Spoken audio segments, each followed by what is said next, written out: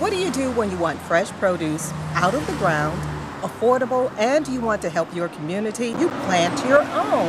And joining me now to talk about it is Maggie Deadline. She's the director of Fall Creek Gardens. Welcome to the Harvest Show, Maggie. Thank you for having me. Okay, so first of all, where are we exactly? We're at Fall Creek Gardens, which is located in the Mapleton Fall Creek neighborhood of Indianapolis, Indiana. Okay, and why this area for an urban garden? Well, this is a neighborhood that has a lot of vacant land, and so there's a lot of space available for gardens like this. It's also a community that doesn't have a major grocery store available for its residents, so there's a real need for access to food like this. This is actually considered a food desert, so they have convenience stores or gas stations to shop in, but no grocery stores with a produce section. Okay, so is there at least one grocery store in the neighborhood? Up until just last week there was, and it's just recently shut its doors. So the community is actually really soul searching and trying to find some pathways forward for better access to food for its residents. Tell me about the gardeners here. We have people from all over the neighborhood, kind of all levels of economic abilities and backgrounds, and so it's really kind of a diverse group here, which is a lot of fun. So when they come here, what do they do? What's the process to even become a part of Fall Creek Gardens? We get organized in March. We get started really early because I have a lot of gardeners that want to get their spring crops in the ground first thing. And then in May, we see another big rush of people that start thinking about planting tomatoes and peppers and summer squash and things that are more warm weather plants. So you come to one of our organizational meetings, kind of sign up for your space in the garden. There's a one-time fee at the beginning of the season for the plot that you're going to garden in. And then it's up to you to take care of it and take home all of your produce whenever it's ready to harvest.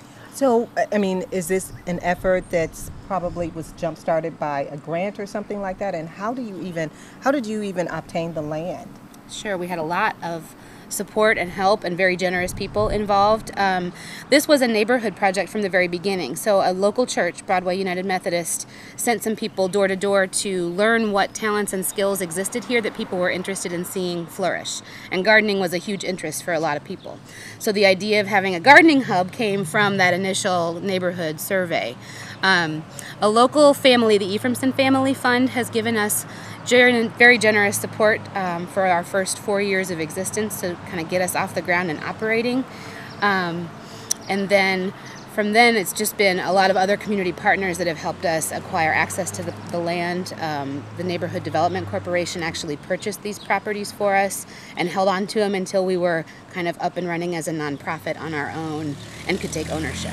So talk to me about the actual garden. I noticed that some plots sit very low and some are very high, like you can almost stand up and do your gardening that way. Yes. Tell me, why is that? We have to use raised beds, first of all, because there's some contamination in our soil. So that's something, if you're in an urban setting, it's very important to know, get your soil tested and really know what's there so that you're not doing an unhealthy thing when you think you're doing a healthy thing. So all of our gardens are in raised beds. However, we're fortunate to be able to have some taller beds for folks who are either unable to physically get down to the ground to garden or even potentially are in a wheelchair or on a scooter. So we have standing height beds that are about 40 inches tall where you can just reach in and do your gardening, and then beds around our patio, which is a paved surface. So if you are on some sort of equipment, you can also kind of access your garden space. Well, you can hear the noise in the background, the cars, this city bus going by. This is it seems to be a very vibrant community, and you cannot miss it with this beautiful mural in the background. Give me the backstory. This wall used to be just open cinder blocks covered in graffiti. There were birds nesting in it. Big pieces of cement would kind of crumble out occasionally. But we were very, very fortunate. We had a couple local companies, Universal Roofing and Exteriors and Reese Wholesale, that donated labor and materials to recover it. And then we had this blank canvas sitting here. So a local artist, his name is John G. Moore Jr., and he came up with actually 3 or 4 different designs, and the neighborhood kind of got to weigh in on their favorite, and then the sunflowers won, and we were able to fundraise and make it happen. So okay, so Maggie, give me a tour around the garden. Oh sure, I'd love to.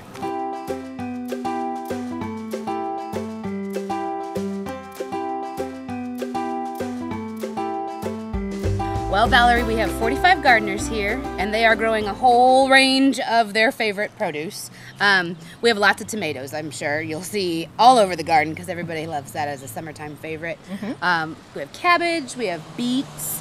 If you've never seen an okra plant, it has these beautiful yellow blooms, and then from that grows those pods. So a lot of people are growing okra in our garden. We have peppers, sweet and hot, and then there's sunflowers everywhere. They kind of self-seeded and just popped up throughout the garden. Maggie, is it fair to say that some people would not have fresh produce without the help of, gardening? We make it easier. We're closer to home. If you can kind of walk over and tend a plot in the garden, that's a little easier than it is to get on a bus and take your little ones with you and then try and lug all those groceries home. We can't provide everything, but in a neighborhood where it's a lot easier to get chips and pop than it is to get, a fresh piece of spinach or some green beans for your dinner table, I think we're an important part of the story.